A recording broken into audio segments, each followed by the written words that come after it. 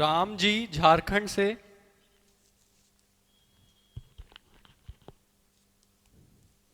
जय श्री राधे। महाराज जी के चरणों में दंडवत प्रणाम। मुझे ऐसा लगता है कि मेरे मन को कोई मार रहा है। कोई भी व्यक्ति या चीज़ जिससे नज़दीकी बढ़ती है वहाँ से निराशा प्राप्त होती है।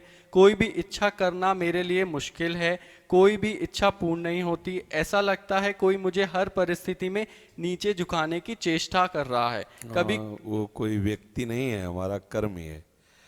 को न काहू के दुख सुख कर दाता, निज कृत कर्म भोग सुन भ्राता। जो हम शुभ शुभ कर्म करते हैं वो विराजमान रहते हैं, और जब तक उनका भोग नहीं होता तब तक वो पीछा करते रहते हैं। यदि भगवत प्राप्ति हो जाए तो सारे कर्म नष्ट हो जाते हैं, अगर नहीं तो अवश्य में वो भोक्तव्यम कृतम कर्म शुभाशुभम। भय देना, संशय पैदा कर देना, फंसा देना, नाना प्रकार के क्लेश पैदा कर देना, बिना किसी बात के भावी भय का चिंतन करके भयभीत हो जाना, ये सब बातें कर्म के, हमारे जो पूर्व कर्म हैं वो बिगड़ गए हैं, वो हमें इस जन्म में परेशान कर रहे हैं। अगर उनसे मुक्ति पाना चाहते हो तो एक ही उपाय है, धर्म पूर्वक चलो और खूब नाम जप करो। अब कोई गंदा कर्म ना होने पावे और नाम जप करो तो भगवान बड़े कृपालु हैं। भगवान कहते हैं अहम त्वाम सर्व पापेभ्यो मोक्षयिष्यामि मा शुचा। मैं तुम्हें समस्त पापों से मुक्त करके पवित्र कर दूंगा।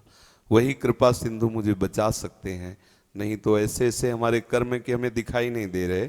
जैसे गुप्त रूप से दुश्मन लगा हो और उसके हम निशाने में हो और हमें पता ना हो, ऐसे ही हम बिल्कुल हैं।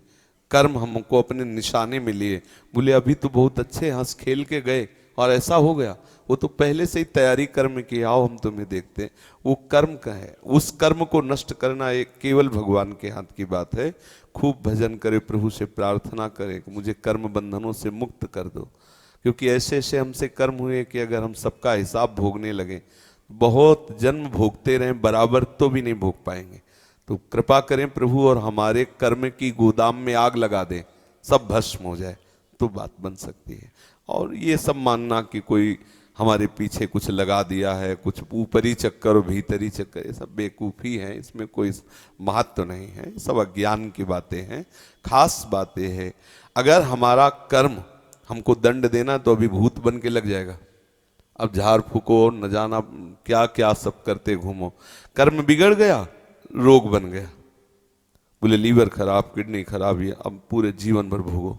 कर्म ही तो है, सब खेल कर्म का है। ना कोई हमें दुख से दे सकता है, ना कोई सुख दे सकता है। हमारे कर्म ही हमको दुख दे रहे हैं, हमारे कर्म ही हमको शुभ जो कर्म है वो सुख भुगता रहे हैं। तो इस दुख सुख से, ये यहाँ का सुख भी दुख रूप ही है। जैसे जेल में कोई बंद हो और उत्सव मना रहा हो, तो उसका, अब उसकी फांसी की सजा, उत्सव मना रहा हो, क्या उत्सव उसका। ऐसे ही हम माया की जेल में बंद है, वो बोले आज हमारा बर्थडे, पता नहीं शाम के बर्थडे होगा कि डेथ डे होगा, कोई भरोसा नहीं किस मिनट में क्या हो क्या। तो ऐसे हम जीवन मुक्त जब तक नहीं तब तक क्या सुख। इसलिए बच्चा, कम से कम इतने भाग्य तो तुम्हारे प्रबल हुए कि तुम अपने अंतर की दशा को देख पा रहे हो, अंतर्मुखी हो। बस एकमात्र प्रभु की शरण में होकर उनका नाम जप करो। अब कोई गलती ना होने पावे, तो अबलो नशानी अबना न सही हो, ये दृढ़ नियम ले लो। तो प्रभु बहुत कृपालु हैं, बहुत, मतलब आप सोच नहीं सकते हो कितने कृपालु हैं। वो सब माफ कर देंगे, और वो मालिक हैं, वो ईश्वर हैं। जैसे किसी ने एक जगह प्रश्न में लिखा कि हम मानते ही नहीं कि भगवान है। तुम मानते इसलिए नहीं हो कि अज्ञानी हो, बिना बाप के तुम थोड़ी पैदा हो गए, पिता तो है ही ना। अच्छा, तुम्हारे ना मानने से ऐसा तो नहीं, हम नहीं मानते कि हमारा कोई बाप है, तो तुम्हारी बात मानने थोड़ी होगी। कृति है तो कोई रचने वाला है, कृति माने रचना, इसे प्रकृति कहते हैं। तो बोले सब प्रकृति से है, तो प्रकृति एक रचना है, इस सृष्टि भगवान की एक रचना है, तो इसको रचने वाला भी कोई है। अगर रचना है, मान लो चित्र है, तो चित्रकार भी है ना। तो सृष्टि रूपी रचना है तो इसका रचने वाला भी है। अब उसको तुम राम बोलो, कृष्ण बोलो, हरि बोलो, परमात्मा बोलो, ब्रह्म बोलो, जो बोलो, वो है एक, वो है, तुम्हारे ना कहने से नहीं होगा। है मान लोगे तो तुम्हारा मार्ग मंगलमय हो जाएगा, और नहीं मान लोगे तो नास्तिकता में भोगना तो पड़ेगा ही। आप बोलो हम नहीं मानते कोई जेल वेल सजा है, तो बुरे कर्म में जब फंसोगे तब अपने आप अनुभव में आ जाएगा कि कोई जेल है, कोई दंड है, विधान है, कोई सजा है। तो इसलिए नाम जप करो। और हो सके संस्कृत पढ़े हो, संस्कृत पढ़ सकते हो तो श्रीमद् भागवत है ना, उसका भले एक अध्याय संस्कृत से पढ़ो, लेकिन उसको पढ़ो। तो श्रीमद् भागवत बहुत जल्दी सारे अशुभ कर्मों को नष्ट कर देती है। धुंधकारी प्रेत बना हुआ है 7 दिन में, और कोई साधना नहीं, केवल सुना तो 7 दिन में उसे हरि रूप प्राप्त हुआ और भगवत पार्षदों के साथ विमान पर आरूढ़ होकर सीधे भगवान के धाम को गया।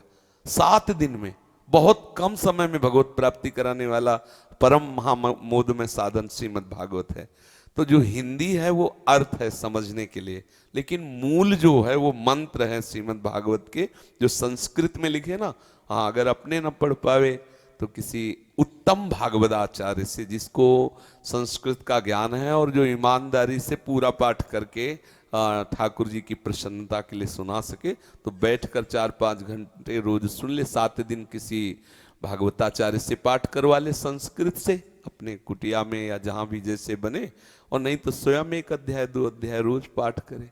अब ऐसा तो भागवत बहुत कृपा में है, साक्षात श्री कृष्ण का वांग्मय स्वरूप है, सारे अशुभों को नष्ट कर देता है।